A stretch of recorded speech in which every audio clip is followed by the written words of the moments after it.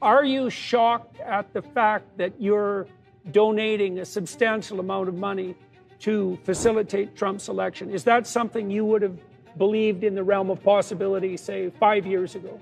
So what's been reported in the media is simply not true. So okay. I'm not donating $45 million a month to Trump. And now what I have done is I have created a PAC or super PAC, whatever you want to call it, which I simply call it the America PAC. And you want to tell everybody who's listening what a PAC is? Because people it's a political action committee. Yeah. It's an organization, it's a legal entity that can receive funding. That funding can then be used to help with political campaigns. Yep, okay. And how does that differ from a direct donation? There are specific limits on direct donations to candidates, and the PAC system is the way of putting a political structure in place that sort of runs parallel with the formal political system. And yeah, you can donate money directly to candidates. That amount is fairly small. Yeah. And you can donate a lot more money to a political action committee or a super PAC. There are various rules that govern the operation of PACs and super PACs, but it certainly allows for a lot more money in the system than would otherwise be possible. And these are used, to be clear, on the Democrat and Republican side. Yes. And I actually think that... So it's an open playing field on the PAC side. Yes, yes. Yeah. What are you hoping to accomplish with this? And what's the PAC called? It's called the America PAC. America PAC. Okay. Yeah, well, that's easy to remember. It's very easy to remember. Yeah. And it's not meant to be sort of a hyper-partisan PAC. It's actually the core principles of this America PAC the intent is to promote the principles that made America great in the first place. So I wouldn't say that I'm, for example, MAGA, or Make America Great Again. I think America is great. I'm more MA, Make America Greater. And there's some core pillars, core values that have, I think, made America great. Could you elucidate those? Yeah. So one of them is being a meritocracy. Or maybe as much of a meritocracy as possible, such that you get ahead as a function of your hard work and your skill, and nothing else. Yeah. Which is why I would be opposed to, for example, things like DEI. Adrian Wooldridge documented the fact that the alternative to meritocracy historically is nepotism and dynasty. Absolutely. It's not equity. It's not equity, correct. It's nepotism and dynasty. Exactly. Right? So that's very much worth knowing. Okay. Yeah. Meritocracy has its price because it's a severe judge, but the alternative is nepotism and aristocracy or dynasty. Okay. So it's not like America's been purely a meritocracy, but it has been more of a meritocracy than any other place. Which is good. That's good. That's good. Which I regard as good. Yeah. Promoting meritocracy, promoting freedom to operate, meaning the least amount of government intervention possible. Mm-hmm. We want, and this is, I think, important to fight because the natural tendency over time, almost entropy, is that the hand of government gets heavier every year. Yeah. The laws and regulations accumulate every year, and these laws and regulations are immortal. That's the evil uncle of the king. A very old story. Very old story. The Egyptians were wrestling with that problem 4,000 years ago. Yeah, so you have to have you have to really take an active role in reducing the number of laws and regulations. Otherwise, as more and more laws and regulations are passed, eventually everything becomes illegal. And you start getting into these Orwellian situations where... Then everyone's poor and miserable. Where action A is illegal and action B is illegal, and there isn't anything you can do that is legal. To give an example of some lawfare that was leveled against SpaceX, for example, we were told for many years that we could not hire anyone who was not a permanent resident. They had to remember that. Well, so SpaceX develops advanced rocket technology, which is considered an advanced weapons technology because it's a core part of intercontinental ballistic missiles. Yeah. So there are only a handful of things in the sort of highest level of weapon technology, and rocket technology is one of those, because we could deliver a payload and basically bomb anywhere on Earth. Right. From anywhere on Earth. So I was told in no uncertain terms by the government that if we hired anyone who is not a permanent resident of the United States, they had to have either a green card or a citizen, that I would go to prison. Oh, yeah. Because the presumption if somebody's not a permanent resident is that they will leave the United States and take the rocket technology from SpaceX to potentially to countries that would cause harm to the United States. Pretty solid reasoning, I think. And then a few years ago, the Biden administration decided to sue SpaceX for failing to hire asylum seekers. Right. Yeah, I remember that. We're told on the one side that if we hire anyone who's not a permanent resident, we go to prison. Now we're told if we don't hire asylum seekers, who not people who've been granted asylum. Seekers. They aspire to asylum. They are therefore not a permanent resident, but if we don't hire them, we also go to prison. The purpose of being damned if you do and damned if you don't is to make damn sure that you're damned. Correct. So that's a kind of that seemed to be insane and unfair. And why did the Biden administration? Because they can only do so many big cases per year. There's a finite number they can. Yeah. Why would the Justice Department, of all the injustices that occur, pick this as one of their biggest cases? Yeah. Why? Why do you think? I think they probably had I don't know. There was some lawfare, I think. It was I think it was political. I think it was relationship to you. I don't know all the things, but this is before supporting Trump or anything like that. Yeah. In fact, I supported Biden, and before that, Hillary, and before that, Obama. So that's why I was asking if this comes as a shock. I don't know if it could just be random. It could be like they didn't tell us why pick us, why do such a crazy lawsuit. Random's a bad. Even if it is random, that's still bad. It's still bad. It's just a marker of incompetence. But if it's not random, it seems to be highly unlikely to be random. Yes, and also why attack SpaceX and not say Boeing or Lockheed? I think part of it might be that SpaceX is not unionized, and the Democratic Party in the U.S. is fundamentally controlled by the unions. Mm-hmm. So that I'm speculating here, but since we're not unionized, we're I think a very happy workforce, and I'm out there on the factory floor. I don't see if people are happy. It's a good vibe. They're engaged in something ridiculously exciting. It's cool. At minimum, that's not nothing. People can go a long ways if they're part of a project that's aiming at Mars, let's say. That's definitely aiming up. That's really exciting. That's a real opportunity for people. Yeah. What do you think of Trump? I don't subscribe to cults of personality. Yeah. So for me, it's really just we've got a choice of administrations, and we have to pick one. Yeah. And I think there are flaws on both sides. What do you think his flaws are? He's a complicated person, and I've been trying to suss him out and figure him out, because some of the things that look like flaws might be advantages in disguise. He seems to me to be pretty good at standing up to psychopathic bullies, for example. Sure. And that's a useful skill, and it's not easy. You have to be a bit of a monster to manage that. And it isn't obvious to me how many of even the divisive idiosyncrasies of Trump are the mirror image of his capacity to stand up to bullies. Right? That's a tough call, man. So you've obviously decided to lay your efforts down on the side of the Trump administration in the forthcoming election. And so it's really, I think we need a change of administration. I think many years ago, I think probably the Democratic Party was the party of meritocracy and of personal freedom. Yeah. They used to be the free speech party. Yeah.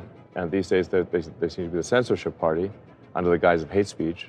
So weirdly, in my view, the Republican Party is actually the party of that's the meritocracy party, because the Democrats are also promoting DEI, which is really just another form of racism and sexism.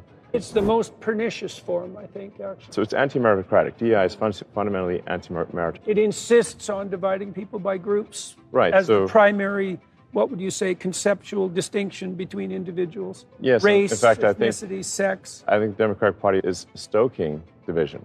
I think the evidence for that's clear. All of this group identity nonsense has made things much more. I can see it in Toronto. When my kids grew up in Toronto downtown, I would say they were race, ethnicity, and gender blind. Yeah. They had an unbelievably diverse range of friends, and no one cared. Sure. And even in Toronto, that started to shift around with this emphasis on group division. It's a really ugly thing to see. So yeah, not good. Not good.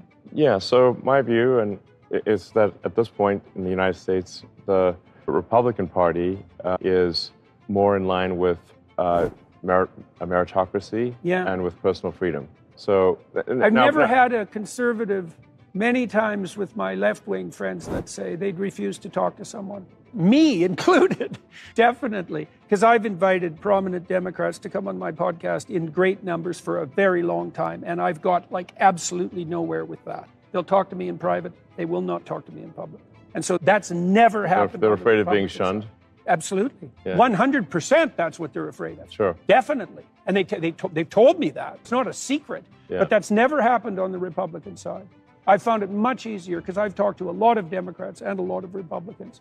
And I found it much, much easier to talk to the Republicans. And that is somewhat of a shock. I wouldn't have necessarily expected that. Yeah, and I should be clear that it's not like I think the Republican Party is flawless. It certainly isn't. It's got its issues. There are extremists within the Republican Party that I don't agree with. But if it's a two-party system, essentially, you got to pick one or the other. And so you weigh the good and the bad. And my opinion is that... And you flip the coin. That the country would be better off with the Republican administration than a Democrat. Trump was pretty good at not having wars. Yeah. Yeah, which is actually quite a big thing. It's really a big thing. And what he did with the Abraham Accords, that was a miracle, I think. No, absolutely. He should have got the Nobel Prize for that. I think there's something to be said that America needs a strong leader, and where you have the perception of strength. Yeah. Now, you have to admire Trump after getting shot with blood streaming down his face. It could have been a second shooter, who knows? Nonetheless, was fist pumping, fight after being shot. Yeah. And this is not... He's an ornery guy. He's funny, too. Yes, and he's brave. He has courage. This is instinctual courage. Yeah. It's not calculated. It's not some arranged event. It's in the moment. You could see that then, because that was not a time when you're going to... You see true courage in the moment. Yeah, absolutely. And if you want a leader who's going to deal with some very tough cookies out there, who's going to deal with a Putin, Kim Jong-un, or... China. Yeah, China. And they'll think twice about messing with Trump. Yeah. And poor Biden can't make it up the stairs. And obviously he's stepped out of the race. But nobody's going to be intimidated by Biden. It's impossible. But I think they will be intimidated by a guy who was fist pumping after getting shot. We saw that, I think, in his administration. Yeah. Because peace did reign, and that's a bit of empirical evidence. Can I ask you a little bit about one of the things that you've been relatively vocal about, and I understand that there's a personal connection to this as well. I am, for what it's worth, I'm particularly unhappy with what my colleagues in the psychological field have done with regards to gender-affirming care. I think they are a pack of contemptible cowards. Yes. And I think that everyone who's been involved in this in relationship to minors should go to prison. I agree. Okay, why do you agree? What's your oar in the water in this particular... This is the worst medical and psychological malpractice I've ever seen anywhere, including what I've done, what I've studied in reference to historical atrocity. Eugenics, what do you call those, prefrontal lobotomy, even the sorts of things that were going on in Nazi Germany. At least the bloody Nazis knew it was wrong and tried to hide it. Yes. Okay, so why are you engaged in this particular battle? You said you're going to move a couple of your company headquarters out of California because of the last legislative move that Gavin Newsom pulled with regards to the trans issue. So yes, to be clear, there were many things leading up to that point. Yeah. I was clear, look, it's not that it's the one straw, it's just the final straw. Yeah, okay. So it's a cumulative issue. Fair enough. It's a cumulative issue. Right. So it's not dramatic grandstanding. It's... No, and moreover, I've had conversations with Gavin Newsom before where I said, if you pass legislation like this, if you sign legislation like this, in my view, puts children in danger, I will move my companies out of California. He knew that ahead of time. Okay. You've talked to him directly about this. What the hell is he doing? Like, I cannot understand. I really cannot understand. The Democrats... He's pandering to the far left. Why did the Democrat moderates constantly pander to the far left? I worked with the Democrats in California for 5 years, trying to get them to separate themselves from the far left. They wouldn't admit that they existed even, and they certainly would never separate them. They wouldn't admit, for example, that Antifa even existed. Sure, so burning down buildings. There's this unbelievable blind spot with regards to the far left radicals. And the moderate Democrats I think they're useful idiots, fundamentally. So yeah, going back to the so-called gender-affirming care, which is a terrible euphemism. That's for sure. It's really a child sterilization is what it should be. No, there's mutilation, too. We want to make sure that amalgam is... Fair enough. Yeah. It's child mutilation and sterilization. Yeah. Under the guise of gender-affirming care and compassion. Right.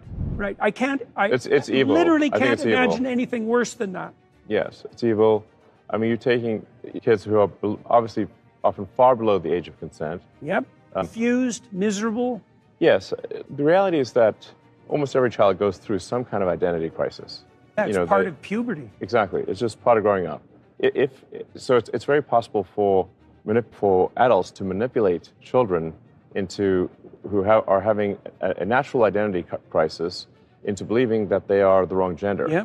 And and that they need to be the other gender, or they need to be a boy, or boy needs to be a girl, and that that will solve all their problems. And that will solve their problems. And then they give them sterilizing drugs, which are called also a misnomer, puberty blocker.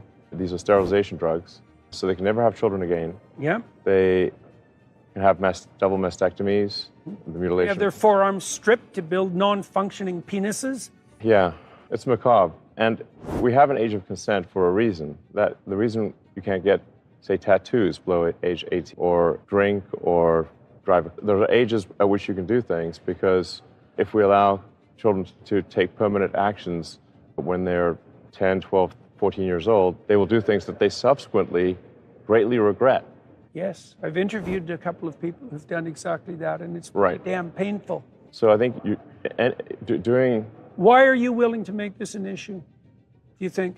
Sort of like the natalist issue. It happened to one of my older boys, where I was essentially tricked into signing documents for one of my older boys, Xavier. This is before I had really any understanding of what was going on, and we had COVID going on, and there was a lot of confusion.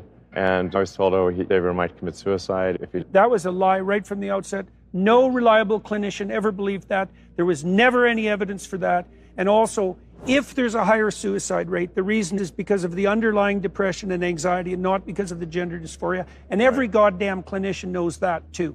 And they're too cowardly to come out and say it. And so and then we end up in exactly, when I saw that lie start to propagate, it just made the hair on the back of my neck stand up. I see. So you're telling parents that unless they agree to this radical transformation, that their children are going to die, and you think that's moral, and you think that's true. That is so pathological that it's almost incomprehensible. I can't imagine anything worse. I can't imagine a therapist doing anything worse than that, or sitting by idly and remaining silent while his colleagues are doing it. It's incredibly evil, and I agree with you that people that have been promoting this should go to prison. It won't stop till that happens. Yeah. It'll just go underground. Puberty blockers are being accessed online by kids all the time through non-medical channels. Yeah, It's not going to stop. Okay, so I see. So that's I was into doing this, and it wasn't explained to me that puberty blockers are actually just sterilization drugs. Anyway, and I lost my son, essentially. They call it dead naming for a reason. Yeah, All right, so the reason it's called dead naming is because your son is dead. So my son Xavier is dead, killed by the woke mind virus. I'm sorry to hear that. Yeah. I can't imagine what that would be like. Yeah. Yeah, and there's lots of people in that situation now. Right. It's not pretty. And lots of demolished kids. Yes. Yeah, so, that's a good reason to be the final straw. All right, so let's... So I vowed to destroy the woke mind virus after that. And we're making some progress. Join the club. Yeah.